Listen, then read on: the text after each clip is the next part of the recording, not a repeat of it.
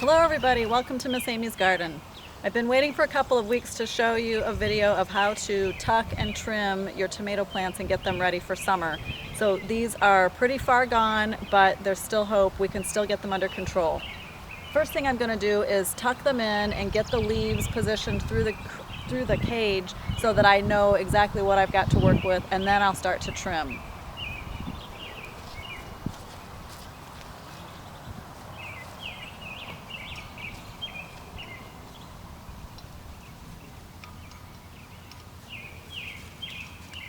You want to get as much of it inside the cage as possible so when a storm rolls through, they're protected and they're not breaking off.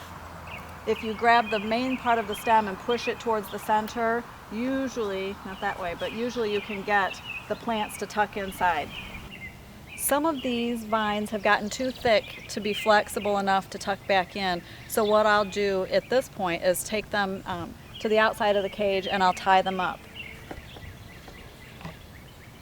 I'm going to use t-shirt material that I've cut to about 1 inch in width, and that will stay nice and soft and it won't cut into the flesh of the vines.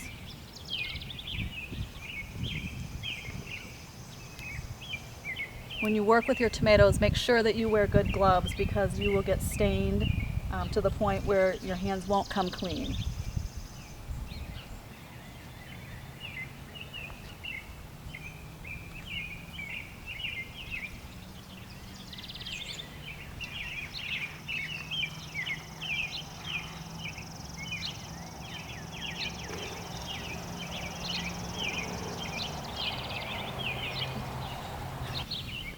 So this one is, again, it's too thick to get it to bend and get inside the cage, but the top is still flexible. So what I'll do with this one is tuck it together, push it up in there nice and gently, and then I'll tie this main part so that it is secure to the cage and it can't move around. And as this grows, it'll grow up through the rest of the cage.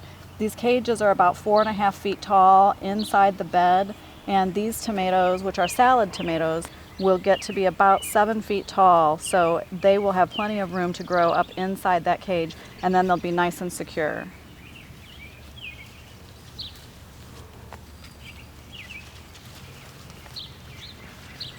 Just like that.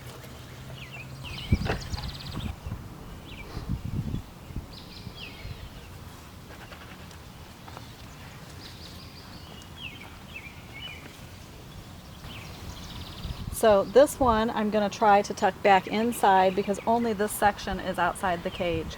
So again, get your hand down inside and push that main stem back towards the middle as far as you can, and just gently keep moving that main part of the stem and tucking and tucking and tucking, and then pretty soon you have the whole thing in there. That's the best situation. If you can't get that, then we'll try to tie them up from the outside. But whenever you can get them back inside that cage and get the stems or the leaves back to where it's supporting the branch, that's the best situation. Okay, now it's time to prune. Get your pruners, make sure that you have disinfected them. You can either use a commercially made product designed to clean your pruners, or you can just use rubbing alcohol, but make sure that you clean them before you do any pruning. First thing I'm going to do is start at the bottom and limb up anything that's touching the soil. So when you cut these, make a nice quick clean cut. It should not be jagged, it shouldn't be ripped, it shouldn't be torn. And this is right at the base of the vine. That way there's no stub sticking out that is going to allow any insects to get in or to start to get any fungal diseases. Nice clean cuts really close to those stems prevents a lot of that problem. So all of the leaves at the bottom that are touching the ground will come off first.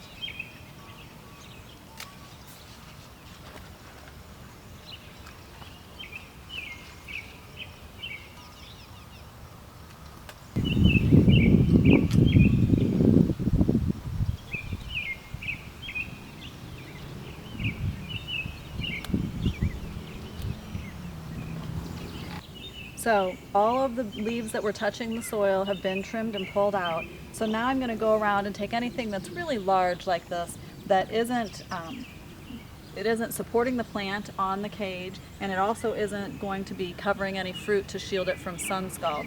So this is just wasting energy from the plant. So again, I'll take it way back here at the actual stem and cut it nice off.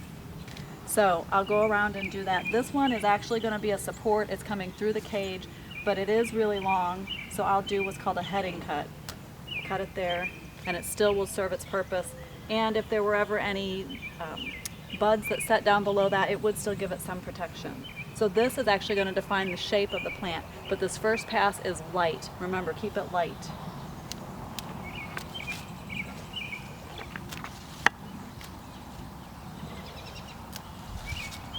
Most of this cut pass is going to be down in the lower third of the plant where all of these initial leaves have started, and they have just gone crazy with all of our water and all of the humidity. But the plant needs to put more energy into flower and fruit production, so we'll cut these off.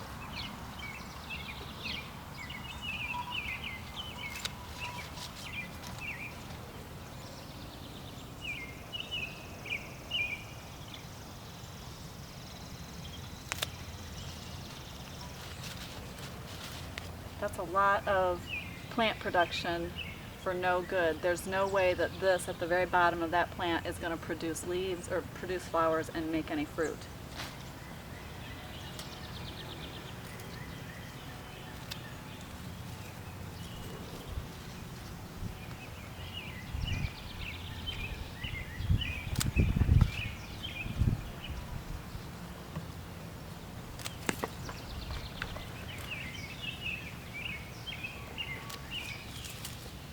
The other thing this does is it helps to get more ventilation through here. If you can keep good airflow through your tomatoes, you will help minimize a lot of the diseases that can plague the tomato plants.